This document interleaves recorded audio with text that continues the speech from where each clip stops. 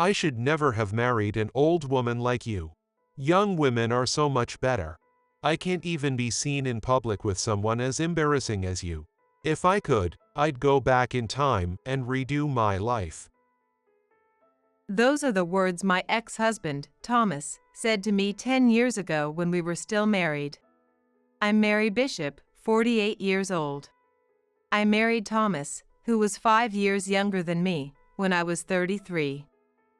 I'm a nurse, and I met him at the hospital where I worked. Thomas had just joined as a new doctor at the hospital. Fresh out of residency, he often came to me with questions about all sorts of things. There was something so earnest about how he relied on me that I couldn't help but want to support him. At the time, I didn't think about dating him since I was a nurse and he was a doctor, and there was a 5-year age gap. However, he kept approaching me every day, and eventually, we started talking regularly. It felt natural to begin dating. I was a little self-conscious about our age difference, but since he didn't seem to mind at all, I stopped worrying about it too. After 2 years of dating, we got married. However, 5 years into our marriage, Thomas started making cruel comments almost daily, saying he should have married a younger woman. At work, he would openly flirt and chat with young nurses, but since it was a professional environment, I pretended not to notice. Confronting him there would only make me feel worse. One day, though, I found out that Thomas was cheating on me. His affair was with a former patient, someone from a different department, so I had never met her. She was 10 years younger than me. I mean, it's not like I could ever have a kid with an old woman like you. She's already pregnant with my child. What? He said it with a smirk, as if his cheating was completely justified. At that moment, I knew I couldn't stay with him anymore and agreed to a divorce. I informed both he and his affair partner that I would be demanding alimony. He flew into a rage. I married an old hag like you for 5 years, and now you want alimony. I should be getting a reward for putting up with you. There's no way I'm paying. Thomas couldn't believe he was being held accountable for his actions. Even his father reached out to me, saying that it was natural for a young man to be drawn to a young woman, as if that excused everything. He didn't criticize his son's behavior at all. He outright refused to pay, so I had no choice but to consult an attorney. After everything he said and did to me, there was no way I was going to back down quietly. The attorney assured me that I had every right to demand alimony, so I left the legal process in their hands. They say divorce is harder than marriage, and I can confirm that's true. Thanks to my attorney, I was able to secure the alimony, and we canceled the lease on our shared apartment. I started living on my own again. One small silver lining was that Thomas was transferred to another hospital. I wouldn't want to work in a place with a greedy hag like you. He spat as a parting shot. I figured he didn't want to deal with the backlash of divorcing me and immediately marrying his affair partner. Still, I was impressed by how prepared he was, already having a new job lined up. Even so, word spreads. Whispers about how I'd been cheated on by my younger husband and abandoned reached my ears no matter how much I tried to ignore them. It felt like everyone was looking at me with pity, and soon, I became paranoid, imagining people gossiping about me all the time. It took a toll on my mental health, and I eventually quit my job at the hospital. For a while, I spent my days aimlessly, but since I loved working and staying active, I knew I couldn't keep living like that. I decided to look for a new job and was fortunate to find an opening at a small maternity clinic just 2 train stops away from where I lived. I went for the interview and got hired on the spot. It was a small clinic with just a few staff members, but the atmosphere was warm and welcoming, and I got along well with both the staff and the patients. Mary, you're so attentive, and the patients love you. The director is thrilled to have you here. one of my colleagues told me. Thank you so much. I replied. However, those peaceful days didn't last long. One day, a pregnant woman came to the clinic, referred by another hospital. When I heard her name, I thought, what? Her name was Sarah Johnson, the same name as Thomas's affair partner. Thinking it could be a coincidence, I confirmed her details. Her husband's name was Thomas Johnson, a doctor, and he was undoubtedly my ex-husband. Thomas worked at a hospital that didn't have an obstetrics department. They had recently moved to the area and were referred to this clinic by their previous hospital. We hadn't seen each other since the divorce. It seemed neither of them recognized me. Still, I never imagined we'd cross paths again like this. I wasn't sure how to handle the situation, but I couldn't exactly tell anyone that Sarah was my ex-husband's affair partner. I decided to keep quiet, and a few days passed.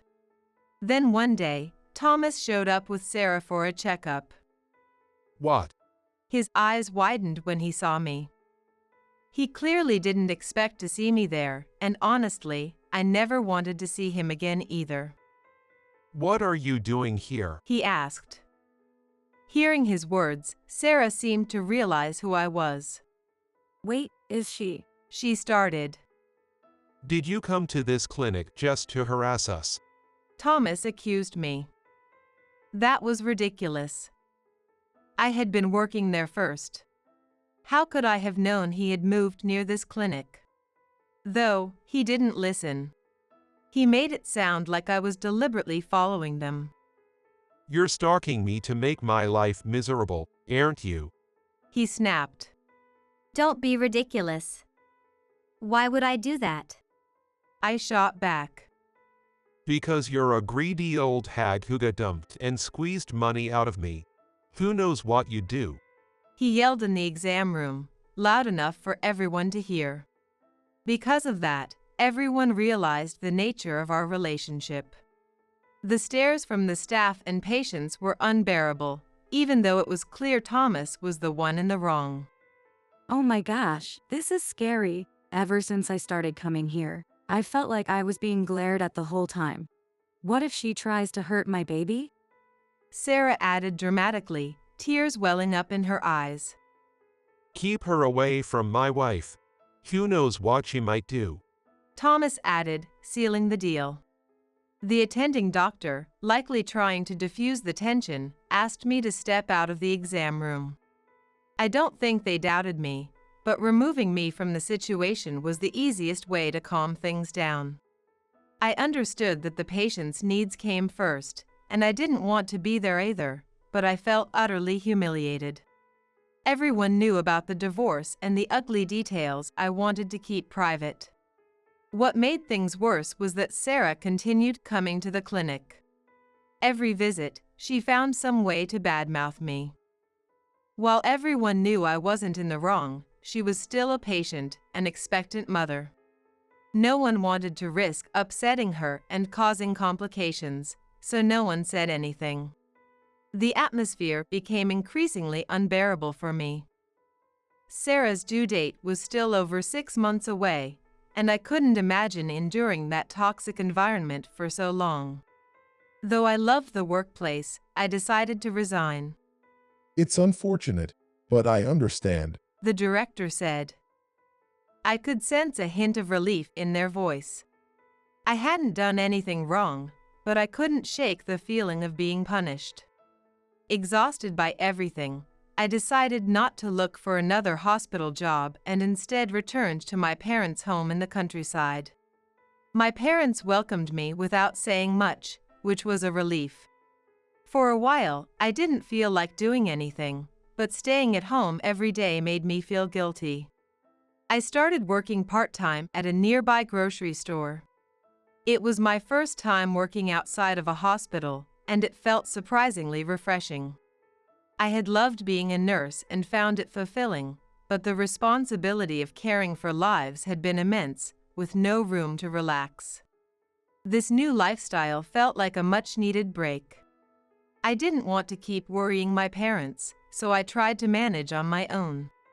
Looking back, I wish I had returned home sooner. 3 years passed, and one day, the grocery store offered me a full-time position. My hard work and dedication were recognized, and I was thrilled to be offered a full-time position. 4 years later, Jacob, the manager of our main branch, made an unexpected suggestion. Would you consider meeting someone for a date? What? I know someone who would be a great match for you. At that time, I was 45 years old and had no intention of remarrying, so I planned to politely decline. However, Jacob insisted. The man he was talking about was a 47-year-old man, also divorced. Like me, his marriage had ended due to his spouse's infidelity. Apparently, it had happened over 20 years ago. Unable to refuse, I agreed to meet him. When I arrived at the designated restaurant, my date was already there. As I entered the room, he immediately stood up to greet me, but he bumped his knee on the table. Ouch. When he looked up, his face was flushed. I couldn't help but laugh, thinking, Is this really something that happens outside of a cartoon? I'm Chris Carter. Thank you for taking the time to meet me today. Hello, I'm Mary Bishop. It's nice to meet you. Thanks to that comical mishap, it didn't take long for us to warm up to each other. As we talked, I learned that this meeting was arranged because he had stopped by our store during a business trip and had fallen for me at first sight. He had asked his university senior, Jacob, to arrange the introduction. I'd like to have a serious relationship with you if possible. He said. I had intended to turn him down, but I couldn't bring myself to say it. In fact, I found myself wanting to see him again. After 6 months of dating, we decided to get married. My parents were delighted and immediately took a liking to his personality. Living with a husband who was always so considerate of me brought true happiness. Given our ages, we never expected to have children. We simply wanted to enjoy a peaceful life together. However, when I turned 48, I began feeling unwell.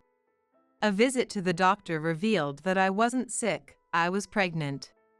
The idea of being pregnant at my age had never crossed my mind. I hadn't even considered that my symptoms could be morning sickness. I'm sure Chris felt the same way. When I told him, It seems someone's pregnant. His initial reaction was, That's wonderful. So, who's the lucky person? Someone I know. Yes, someone you know very well. She's standing right in front of you. I replied. What? I'm the one who's pregnant. He stared at me in silence, clearly stunned. I thought to myself, well, that's understandable. He looked at my stomach. Hey baby, yours and mine? When I nodded, his eyes grew even wider. I could tell his mind was spinning, trying to process the unexpected news. After all, I was just as shocked when I found out. So, does this mean we're going to be parents? Yes, it seems so. Really? Yes. Wow. With an uncharacteristically loud exclamation, he pulled me into his arms. It's unbelievable. A miracle, truly a miracle. Do you think we should have the baby? I never once considered not having the baby, but I couldn't ignore my age. The thought of what lay ahead brought some anxiety. Even the doctor asked. What do you want to do? I was fully aware of the risks for both mother and child with a pregnancy at my age. I also knew not everyone would support our decision. Some would likely say things like, "Do you realize how old you'll be when the child turns 20?" Others might question whether someone my age could handle raising a child. No matter the concerns, I couldn't imagine ending a life that had begun inside me. What are you talking about? Of course, we're having a baby. When Chris answered immediately, I was overjoyed. I could tell it was his genuine feeling. However, once the initial excitement wore off, he began worrying about my health. Even as a man, he could easily imagine the complications that might arise. We spent a lot of time thinking and talking it through together. In the end, our desire to have the baby didn't change. We consulted with the doctor and began preparing for the delivery.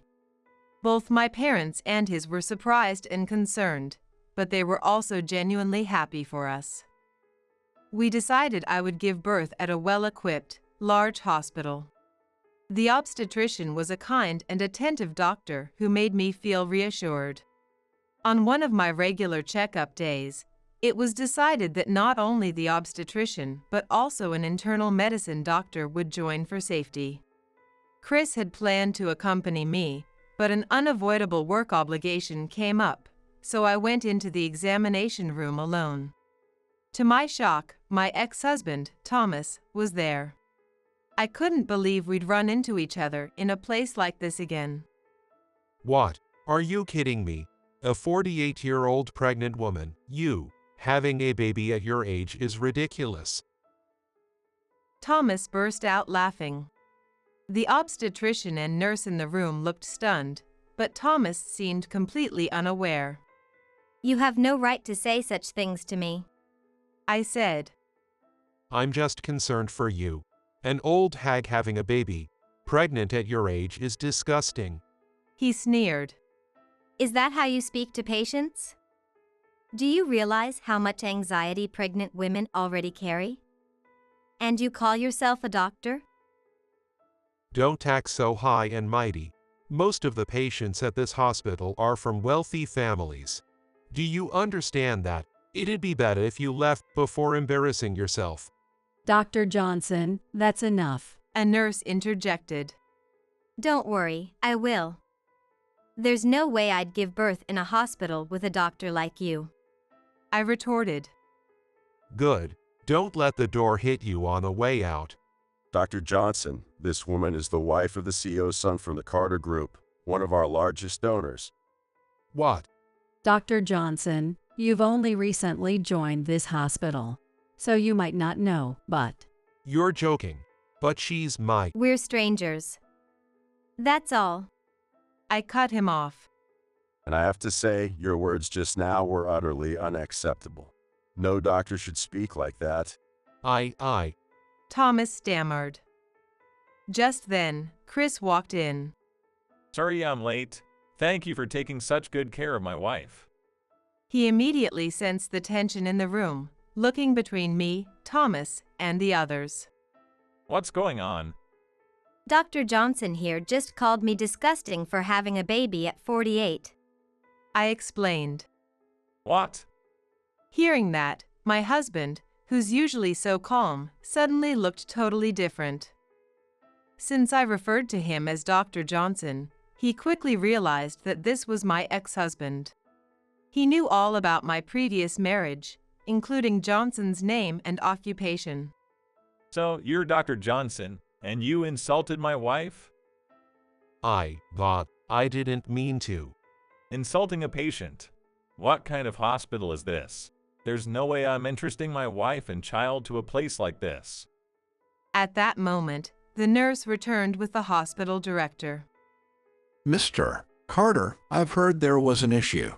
I sincerely apologize. Director, I trusted this hospital because of my father's recommendation.